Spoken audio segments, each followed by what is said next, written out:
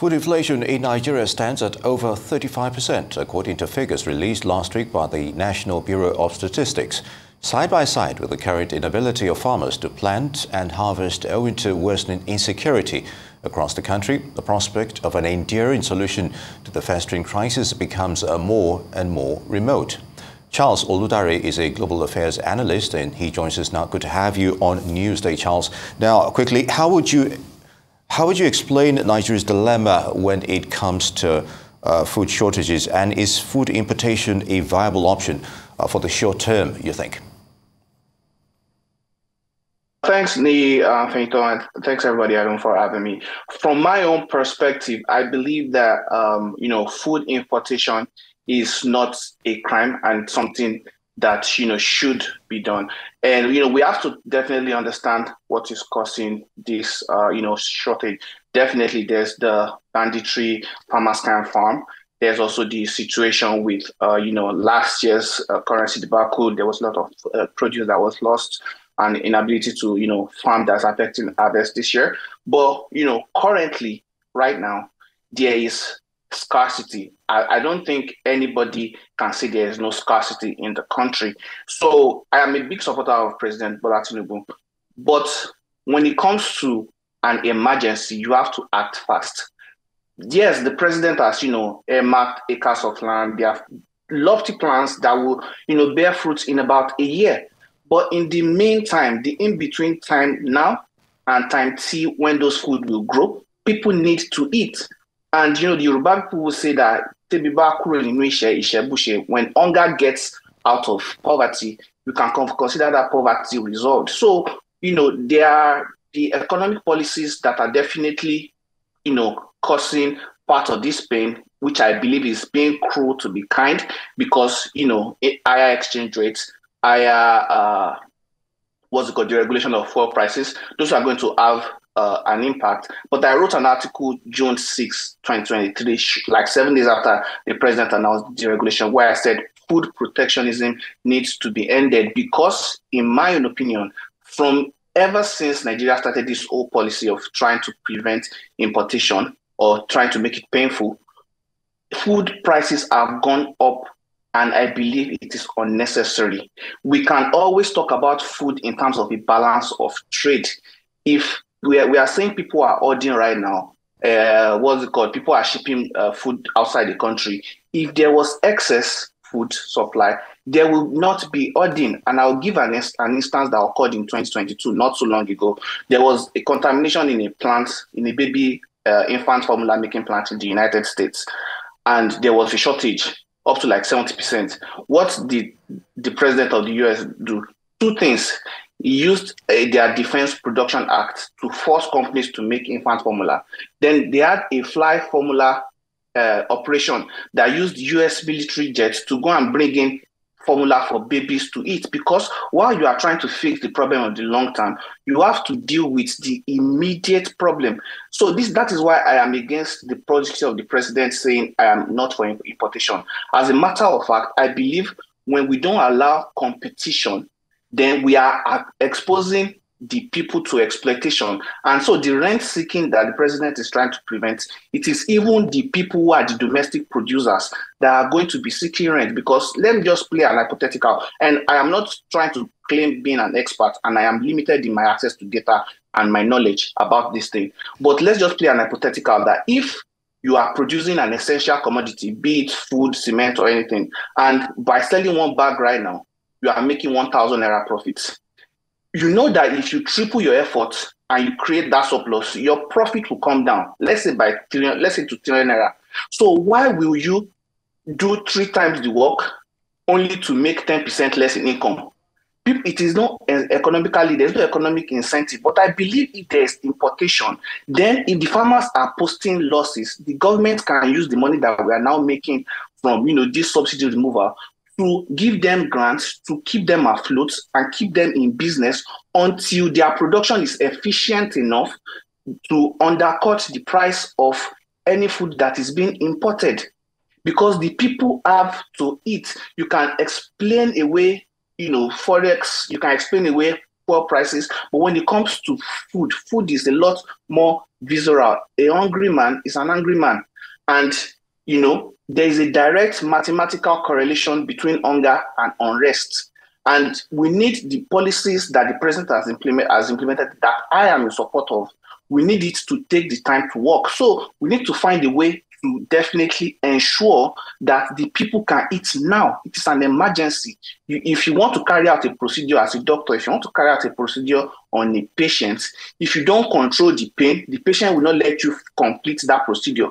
So the pain that hunger is causing, if it is possible, if the food that is being imported, exchange rate is high, if the food that is being imported is too expensive, the people will not be able to buy it, and that will just be bad business for whoever has gone to invest their money in doing it. But I feel like we need to support the supply right now in the short term, and then when we start producing the produce of Nigeria, we still need to. Part of the problem of our food shortage is also our infrastructure. There was an economist article that came out in 2022 that said the cost of logistics in Africa is about 4 times that of the world average. So these are challenges that we need to fix on the long term that will bring about food security and better pricing. But right now, there is an urgency, there is an emergency. The people are hungry because there is not enough. So we cannot have a government policy that will not give people access to the food that can actually cushion, the pain that they are feeling. And then definitely also, we need the new the new minimum wage to come out so that people even have a higher purchasing power. Because I have been getting calls. People who are doctors, professors cannot even find it comfortable to feed themselves and their families. So what about the common man on the streets? So I feel like the administration needs to reimagine and rethink this opposition to importation. Importation is not a crime. It is a necessity for the now. And then and as a matter of fact, I believe it should be a constant rolling thing that if our production goes below a certain amount, we are just going to import. So that the farmers, there will be no hoarding, because if you hoard, then you are losing market share. So that we can definitely prevent this exploitation, what I call a state capture, that is making prices of essential commodities like cement, food, rice, and all of this, that's making it go up, so that the people can have a bit of succor pending the time that the economic reforms that have been embarked upon will start bearing fruit. Okay, I'd like to come in here, Mr. Oludare, because you have referenced the example of the United States, of course, which both imports and produces significant quantities of food. So how can Nigeria learn from this model and adapt its approach to food policy to better meet the needs of its population? Because given the diverse economic, social, and political factors at play in Nigeria, this proposal to garner support for a more open approach to food importation and subsidy programs among various stakeholders, farmers, policymakers, and consumers? I think this is something that we need to do. As a matter of fact, importation is not a problem. It is the balance of trade. The only reason why importation is a problem in Nigeria is because we are not making anything. The United States is the highest maker of meat products, but they are the second highest importer of meat after China. So the problem we have is that we are not making anything. We should let the people always get the best deal between food productivity and food security. I believe food security should be the boss. So we should ensure that we never have scarcity, because when we make importation difficult, put unreasonable tariff, then there is going to be monopoly or consolidation of markets, which means that if any disaster or anything happens, or at whim of any of the controllers of this market, they can cause undue and unbearable pain on the people. So the government should not put the people in that position. There should always be an avenue for free business in terms of importation of food. If the food that is being grown in Japan, or even if it is mass, gets on a spaceship, comes to Earth, gets to our ports, and goes through our logistics, and it is still cheaper than the food that we are making in Nigeria, then that means we need to go back to the drawing board and, reimagine and make our systems very efficient, so that our people will always get the cheapest food possible to them.